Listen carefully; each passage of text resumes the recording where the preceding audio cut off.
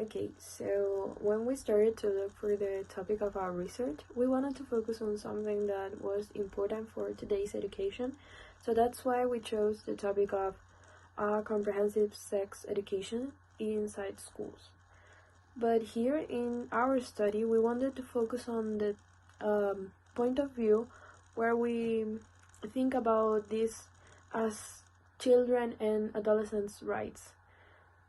So here we are thinking that we as adults decide for them, so that's why we have this responsibility of creating a balance between what's right for them and what they need. It is also intended to receive information from those who are directly affected from the situation. Here we will want to focus and have this point of view where the protagonists are the students, the one that live this situation, children and adolescents. So this proposal it's seeking to respect and to promote their rights by putting them as what they are, the protagonist and the main characters of this situation. Okay, so related to the problematic situation, it is known that sex education has been a controversial matter in our country since our society, or at least most of it, is still being conservative because Chile was a country mainly governed by the Catholic Church, so this ideology is still being present and it has changed, but very slowly in some people. So this leave as a consequence a low integration of sex education in Chilean classrooms because many members of the educational community rejects this idea for the training of the students. So the lack of sex education deprives the students about knowing of early pregnancy, CDDs, and also support violent, stereotype, racist, homophobic relationships. So for that reason, it's important to change this ideology to help our students. Okay, so as you may know, 80% of the adolescents have access to obtain information about sexuality through social media, and 71% of the adolescents do it via internet websites, according to the National Youth Institute. And maybe you don't know this, but according to a study carried out by the Montevideo Consensus on Population and Development, the state of Chile complies only with the 31% in areas associated to comprehensive sex education. Also, the Chilean Association for Families Protection states that the absence of comprehensive sexual education in curricula at all levels leaves a huge gap in the human formation of girls, boys, and young people. It lacks a converge in generalized situations of discrimination, intimidation, harassment, abuse, school desertion, and an endless consequences of the vacuum that is presented before the differential system that forms of discrimination have in their regulations.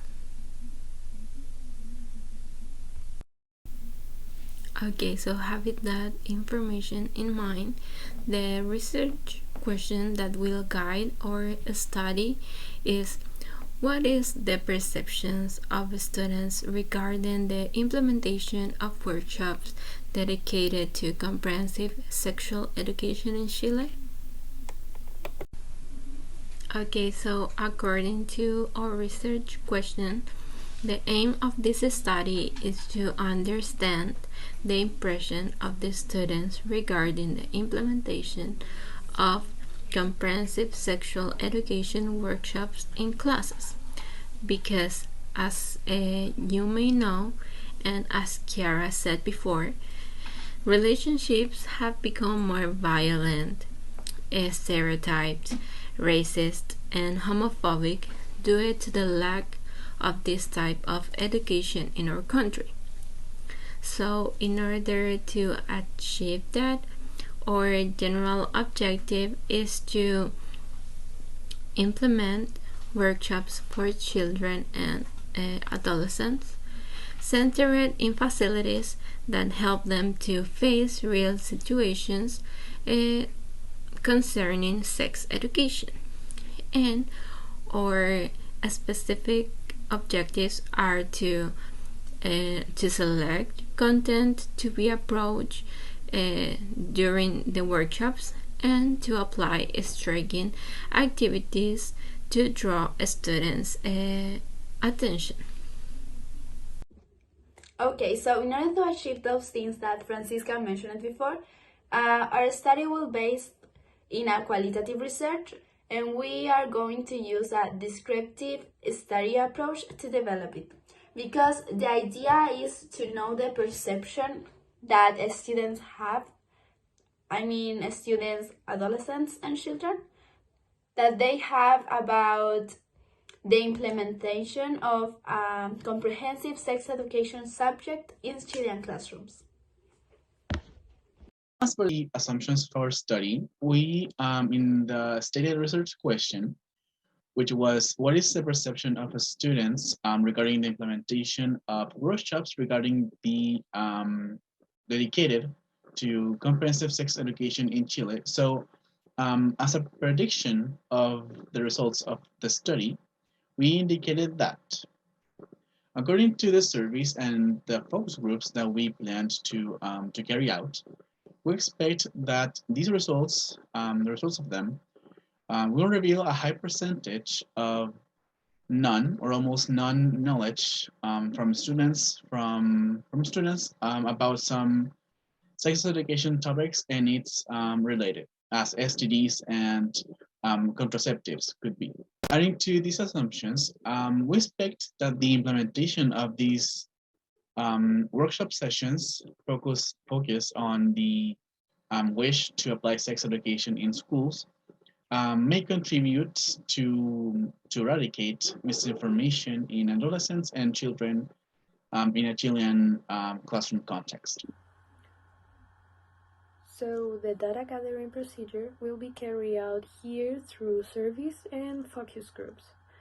We already know how surveys work, so we will give you a small definition of focus groups, which are discussions that are created with between 5 to 8 people ideally, where the researcher or a person acts as the moderator, leading the discussion to get the information or the data that you need for your research. This has many purposes, but the one that fits better for our study is the idea of understand or get the perspective of a group of people about a certain topic, in this case comprehensive sex education in schools. The idea here is to collect the data after the sessions that we'll have in this study, to understand what students think about comprehensive sex education.